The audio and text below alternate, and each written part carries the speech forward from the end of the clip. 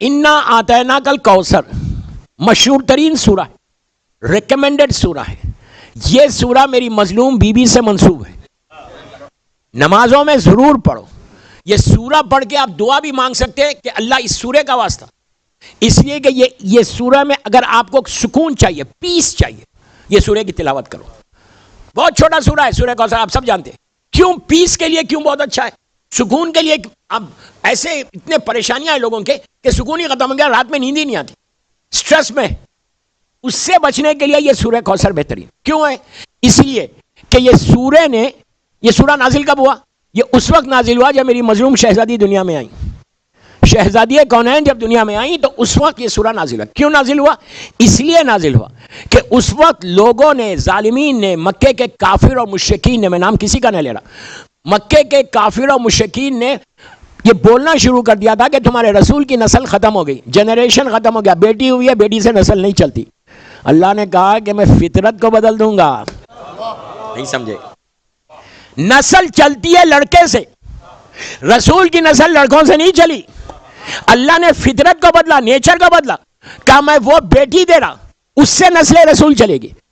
تو ہوا یہی، کافر اور مشرکین کہنے لگے تمہارا رسول ابتر ہو گیا، تمہارا رسول ابتر ہو گیا، نسل ختم ہو گئی.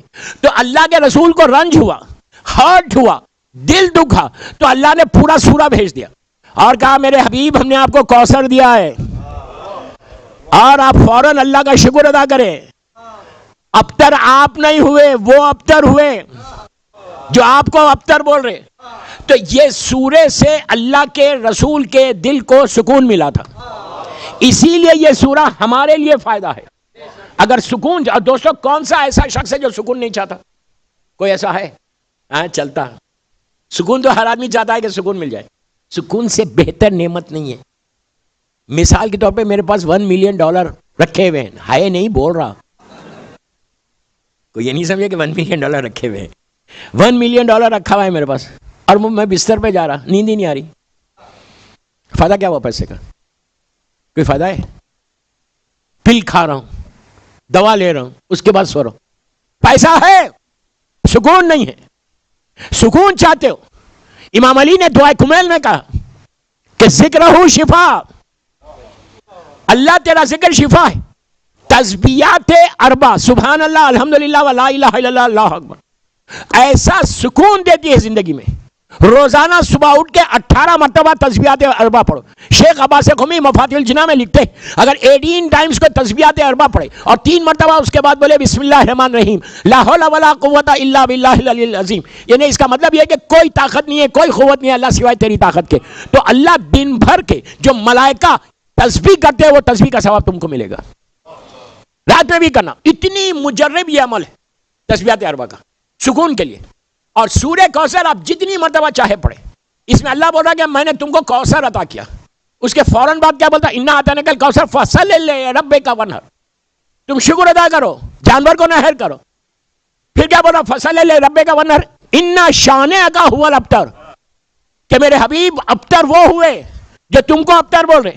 اب میں آپ سے صرف اللہ نے بولا نہیں، کر کے بتا، غور سے سنو. 1400 سال ہو گئے. آج جن لوگوں نے رسول کو اس وقت ابتر کہا تھا، کافر اور مشرکین نے، کیا ان کی نسل اب نہیں ہے؟ ابو جہل کا کوئی بیٹا نہیں ہے، ابو لہب کا کوئی بیٹا نہیں ہے، خالد کا، ولید کا، ان کی اولاد نہیں ہے؟ ان کی اولاد ہے. کمال یہ ہے ابو جہل کی اولاد ہے، ابو لہب کی اولاد ہے، لیکن کوئی بولتا نہیں کہ میں ابو جہل کا بیٹا ہوں. کوئی بولتا؟ کبھی کوئی ملا آپ کو جو یہ بولے میرے گرینڈ فادر ابو جہل تھا؟ اگر ہے بھی تو نہیں بولتا.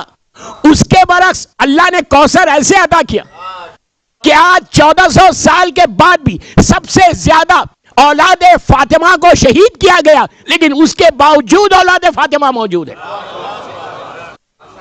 اور فخر کے ساتھ کہتے ہیں کہ ہم اولاد فاطمہ ہیں. یہ ہے کوثر، کثیر اولاد کا ہونا. اللہ کہہ رہا ہے کہ ہم نے تم کو کثیر اولاد عطا کی. تو چوتھا، ہر امام ہمارا سورہ کوثر کی تفسیر بن کر آتا ہے. پہلا جو سورہ کوثر کی تفسیر آئی تھی وہ مولا حسن تھے. اس وقت اللہ کے رسول نے کہا تھا کہ سورہ کوثر کی تفسیر بن گئی. مولا حسن کی ہر امام جو ہے وہ سورہ کوثر کی تفسیر ہے.